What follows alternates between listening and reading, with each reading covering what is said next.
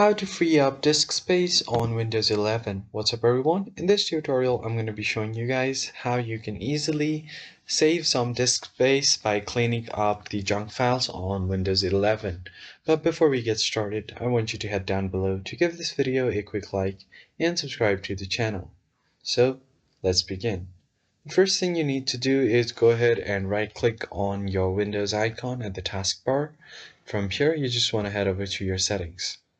Once you open up your settings menu, on the left side of your screen, head to the system settings, and from here if you scroll down you will see the storage settings. Click on it and it will calculate all of the storage users on your computer. So what you want to essentially do is head over to the temporary files. What this will do is generally on the temporary files there will be some files that are not needed for you.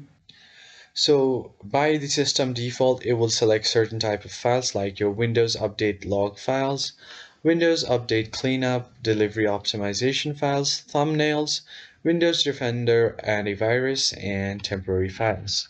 If you want, you can also select recycle bin and all of these stuff.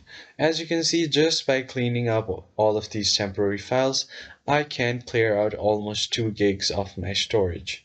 So what the Windows Update cleanup is, Windows keeps copies of installed updates from Windows Update even after installing newer version of the updates. So these are all of the older version of Windows that you no longer need, so you can delete them. So from here you can click on, after selecting these, click on remove files and then click on continue, and all of these files will be permanently deleted.